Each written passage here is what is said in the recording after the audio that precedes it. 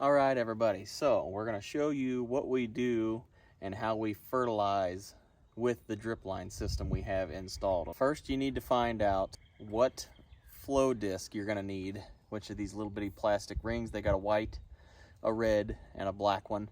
So what you do is you find out how many rows I have. I have 30-foot rows, okay? So I have 5 of them. So that'd be 150 feet of drip tape. And on the side of my jug here, I kind of have a cheat sheet, kind of a little tip, is if I have 150 feet, I need the black flow disc because that falls in between the 130 feet to 250 feet of drip tape. This is just my little cheat sheet that I have on the side of this, so I don't ever forget, and I always use the right flow disc because you got to get all this stuff right in order for it to work. So this is just a 1-gallon little tank here. So I know I need this black flow disc, okay? So, need you a little stick. This is what plugs in to the top of my inlet there. Shows you the flow. This goes into the tank, and then this one goes out of the tank so you can see it. It's kind of a clear line, but since I've been using that Agro Thrive, it's kind of stained it a little bit. So, that flow disc, let me see if I can get you close up here. This goes down in this hole here, and you got to ensure that it goes down all the way in there. So you need to get something and press down on it, and you'll have to look at it a few times if you got to get a flashlight or whatever. And if it's not all the way flat down in there, it's going to give you trouble. So I usually look at it from this angle, and then I usually look at it from the other side. Give it a little push on the side that doesn't look like it's down all the way, and then that's it. Okay. Another thing is if you're going to be fertilizing with the drip lines or in any water system that you may be drinking from or anybody else, you need one of them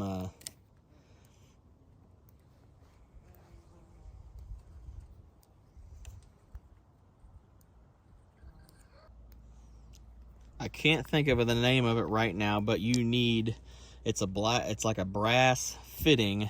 I can't quite think of what it's called right now, but when you shut the water off, it could have a potential to suck this fertilizer back through into the pump, or maybe somehow possibly pull itself back up to that. And I have one up there. I have a spigot up there and about 50 feet of hose coming down the hill here. And I have one of those up there, and it keeps this fertilizer from going back into the well. It'll shut off and expel anything that's coming back through the garden hose up there before it gets to any of our water. So that's something you need to keep in mind. Now, let's see when I got my flow disc in there, so I'm going to go ahead and attach it on here now.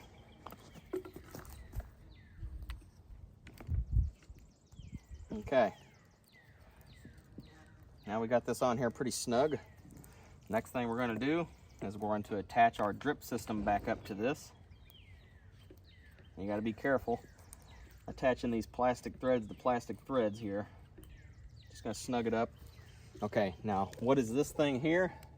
This is just a particulate filter. Now, I got to go get the filter and put it in here, but when you're fertilizing with organic powder fertilizer like that flowable powder, you need a particulate filter here, and your drip system should already have one on it down there, which catches little particles so it doesn't clog up your drip line, stuff like that. But I put this extra one here because this powder seems to clog it up sometimes, and it still gets the fertilizer to your plants. It's just you have to clean your particulate filter more often because it's just keeping your drip lines from getting clogged up as well. So we're going to go ahead and go get that filter and put it on because that's an important piece. And this is what that filter looks like. Just a little particulate filter to keep your drip system running good. It just plugs in there, and that helps keep both filters running good, because if this thing clogs up, if I didn't have this one on here and that one over there clogged up, it would have a hard time pushing this fertilizer through it to get to the plants, because all this water's got to somewhat run through that. So it would have a hard time getting through, and it would keep this fertilizer from doing its job as good as it should be doing. So you just got to keep that in mind if you're running flowable powder like that that's organic, because it seems to kind of clog up a little bit more. But you just got to clean your particulate filter every day when you use it. Okay, so we got these fittings all tightened up. Now, in here, I'm going to tell you what we got in this jug here. We got Nature Safe 777 flowable powder, and I have about 4 ounces of that. And since I have all my plants about a foot apart and they're a little bit on the small side, I'm going to be throwing in some 20-20-20 flowable powder, which is pretty much Miracle Grow, and it's a water-soluble greenhouse grade fertilizer that will run through the drip system with ease. It's good stuff. The only downfall is it's synthetic. Some people don't like that, but I've come to find that it doesn't make no mind to me or the plants, and I just need to get these guys up and going as fast as I can because I'm running behind. So I'm going to be pushing the fertilizer to these guys, especially because they're a foot apart. Normally, your broccoli and stuff should be like 18 to 24 inches apart. But in my experience, if I feed them heavy and push them along, I can pull off the 1 foot apart spacing. It's not for everybody, and it's definitely not for any beginner gardeners. You know, this kind of stuff is comes with experience of doing it. And I like to grow as much food as I can in smaller spaces, so we're going to take advantage of that by using some synthetics with our organics as well, because the organics are very important, I think, because organic fertilizer, it releases more over time. Synthetics is usually like a one and done thing. I mean, it seems to burn out a lot faster, and I usually do both now. This year I'm going to start doing both because, well, cost-wise as well, but also the simple fact of the organics is like a long-term plan for fertilizing my plants, but if I need something right now, I can use my synthetics and get them through whatever hardships they have, or push them through if they're, you know, getting close to a heat wave. I can try to push them a month ahead of time, you know.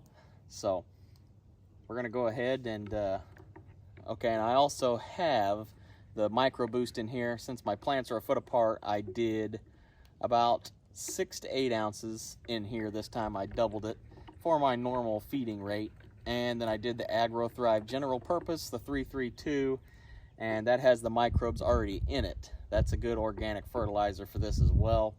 And that one I did about 8 ounces in here as well. So I'm hoping to feed these guys fast and have them a long-term plan and the short-term plan. So let's go ahead and get this mixed up really well. And another thing is you got to make sure this is topped off all the way. So we're going to get this filled up, because if it's not filled up all the way, you're going to have to wait for it to fill up before you can start the fertigating process here.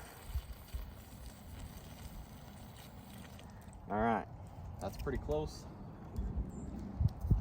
Now, this little doohickey, the cap to this potion we're brewing here. So I usually run it on the fast setting, and that usually runs this fertilizer out in about 2 hours. So I'm going to come out here and check it probably twice and make sure it's running properly, because sometimes when you just set up a drip system, you can have leaks. And if you have any leaks in your drip system while you're trying to run one of these things, it won't work properly, you know. So you got to make sure you have all your leaks kind of tightened up, and no leaky hoses and stuff on the drip system, because that seems to hinder the process as well. So we're going to get this screwed on there, and then we're going to turn the water on first, and we're going to leave these valves closed. There's the inlet and outlet valve. They're both closed. We're going to leave those closed until about 5 minutes, and all these drip lines are inflated.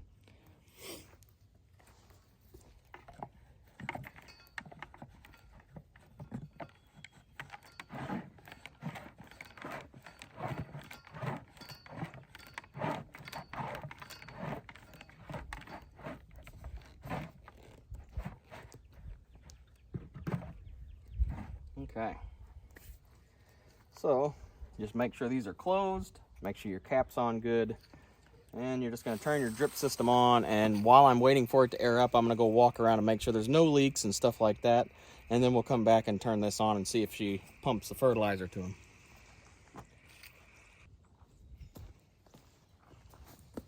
Okay, now that we got these drip lines, they've been inflated for about roughly 4 or 5 minutes. I walked around, I don't hear any more air coming out, so I know the system is pressurized, which is what I want. Now I got to pressurize my tank by turning on the inlet, which allows water into the tank, but not out yet. And when it's getting pressurized, I'll wait about roughly 3 or so minutes, and then I'll turn on the outlet, and that'll create that siphon to help that fertilizer bleed out at that rate that this thing does. So the water's going in now, which is a little jet that shoots water straight down, and it'll fill this thing up. And it sounds like it's just about filled up now, so I'm gonna go ahead and check around for a few minutes just to ensure that it's full, and then we're going to go ahead and come back and see what we can do. All right, everybody, so we're going to turn this inlet on now and see if we can see some fertilizer coming on through here.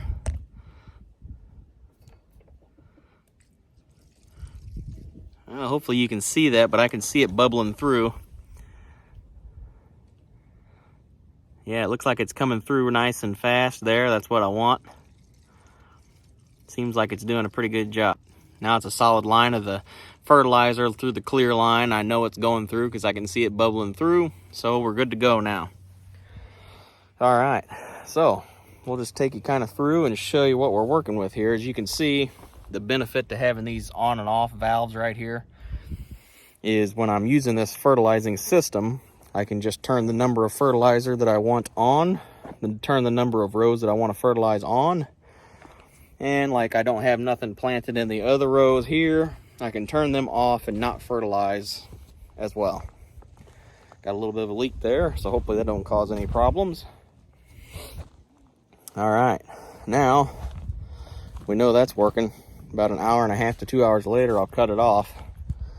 As you can see, these guys right here are coming up nice. The beets are coming up real nice.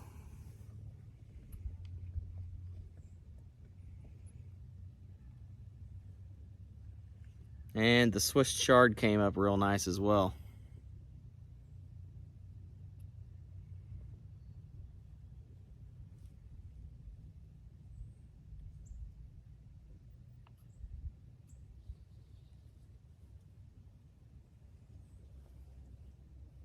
Got some lettuce popping up from that last year's lettuce.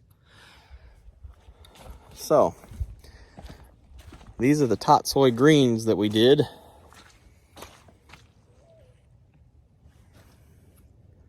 Got these guys nice and tucked in. Don't look too bad.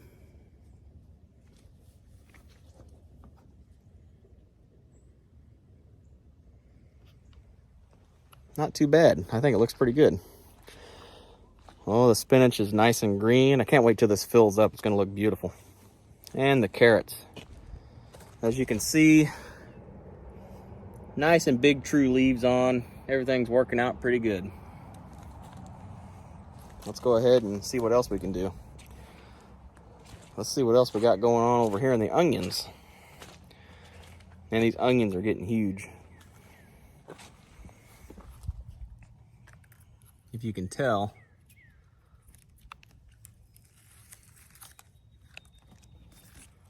all these onions are getting huge. That organic fertilizer is starting to show its effects. And as you can see, these little it looks like scapes. I'll pluck them off later.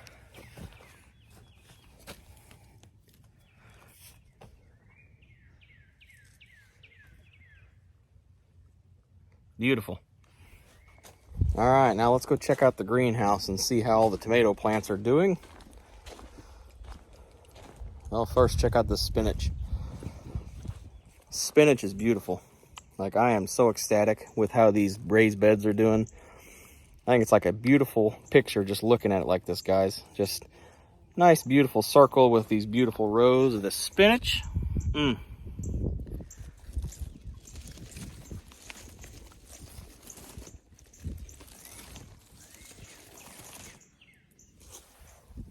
Love it. All right, now the greenhouse. Okay, so probably gonna water these guys this evening. As you can see, they're all doing really nicely.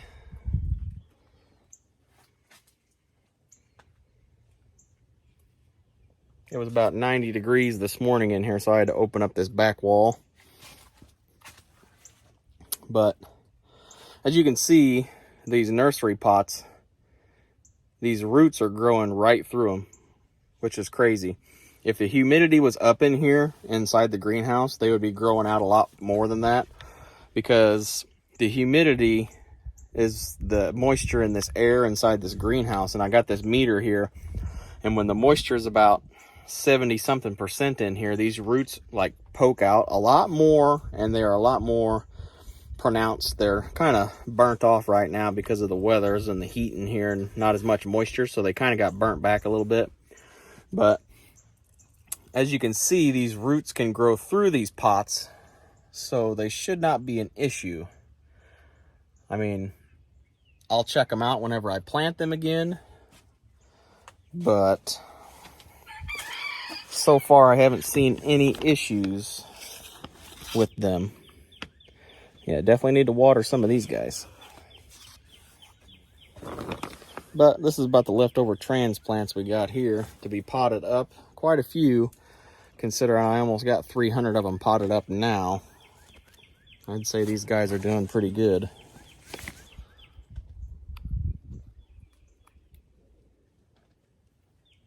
They really look good, and they are ready to put in the ground.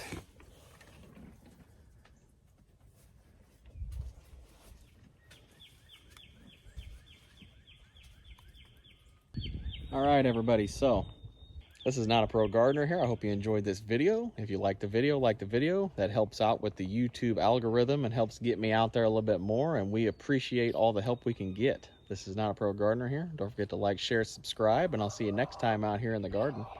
Have a great day.